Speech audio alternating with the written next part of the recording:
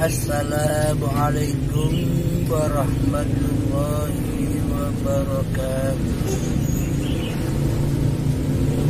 Bismillahirrahmanirrahim. Asyhadu an la ilaha illallah wa asyhadu anna Muhammadar Rasulullah. Allahumma sholli ala sayyidina Muhammad wa ala ali sayyidina Muhammad. Rabbi israh li sadri wa yassir li amri wahlul 'uqdatam min lisani yafqahu qawli. Amin.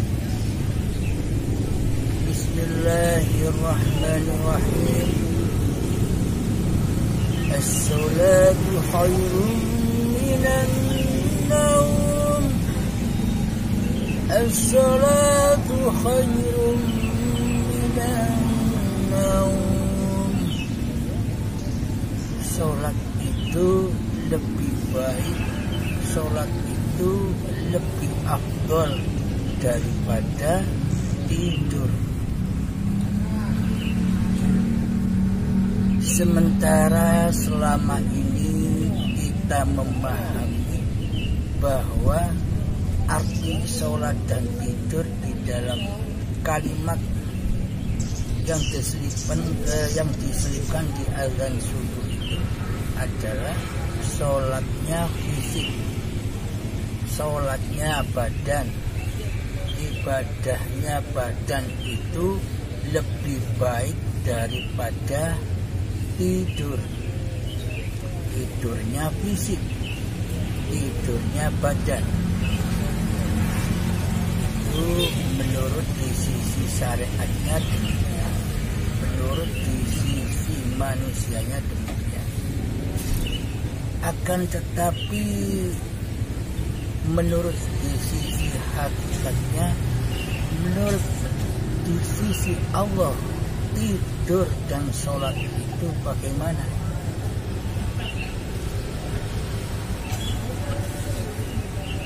Di sisi Allah yang dimaksud tidur itu ketika hati hamba lalai dari ingat Tuhannya, yakni hati belum lillahi ta'ala.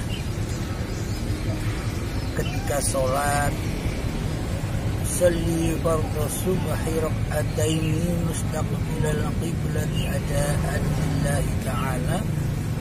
Akan tetapi praktek hati masih hambanya lah yang berkuasa untuk melaksanakan sholat subuh, yakni hati hamba masih wujud hambanya yang berkuasa atas sholat dan seluruh kegiatan badannya dan fisiknya.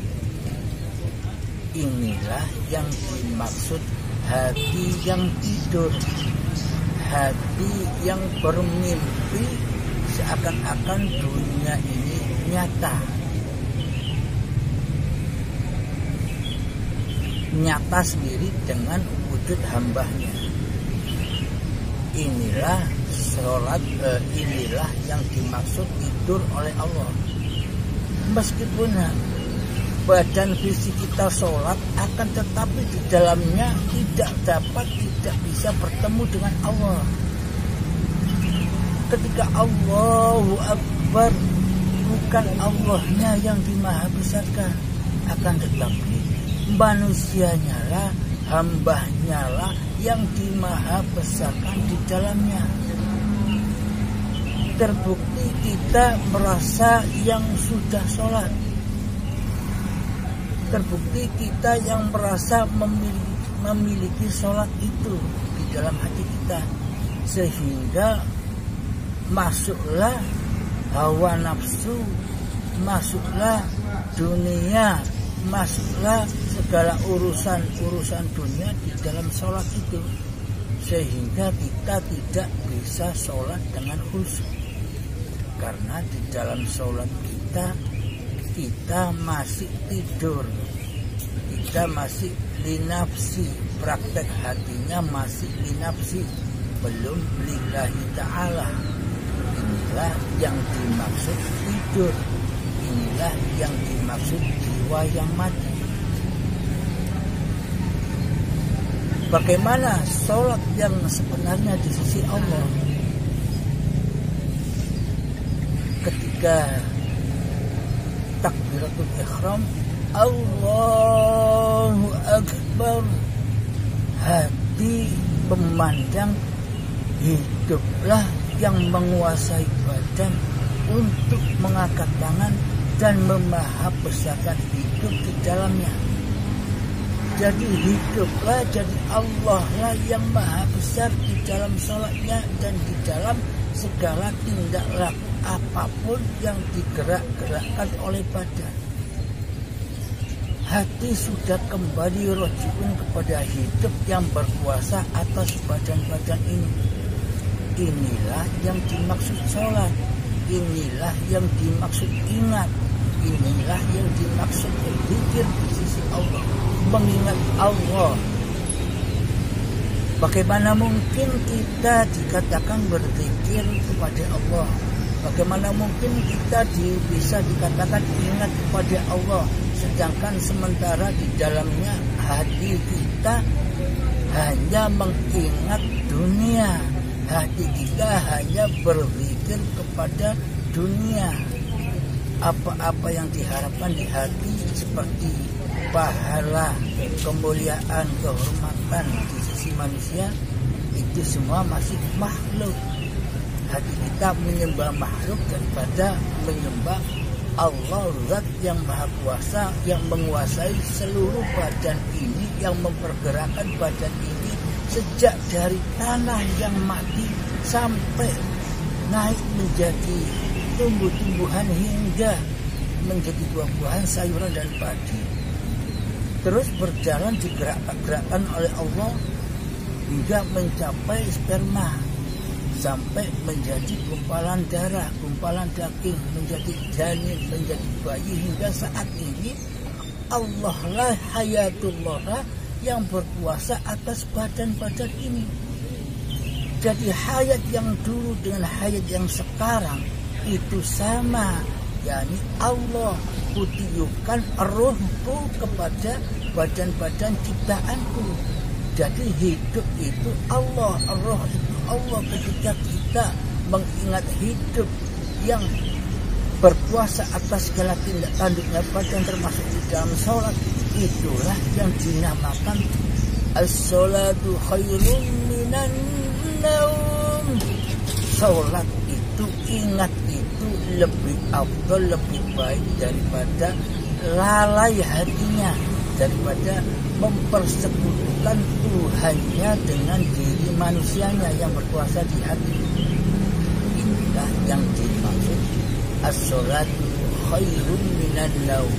Sholatnya hati, pergerakan hati, mewujudkan hiduplah yang menguasai seluruh alam ini.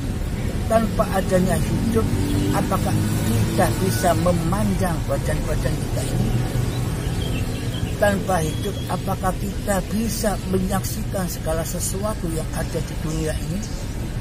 Nah, hidup itulah penciptanya, bukan badan-badanmu, bukan badanmu yang menciptakan dunia, yang menampilkan segala sesuatu yang ada di dunia.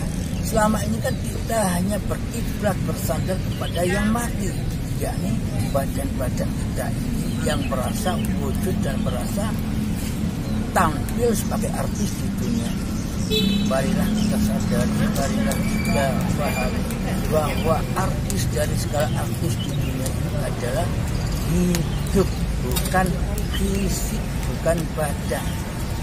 Tanpa hidup, badan tak ada. Dengan hiduplah badan-badan kita ini terwujud. Dengan hiduplah segala sesuatu hingga alam semesta ini bisa wujud lewat mata kita, lewat pendengaran kita. Dengan hiduplah kita ada, dan dengan hiduplah kita kembali kepada Allah. Semoga Allah selalu membimbing kita semua jalan lurus. Assalamualaikum warahmatullahi wabarakatuh.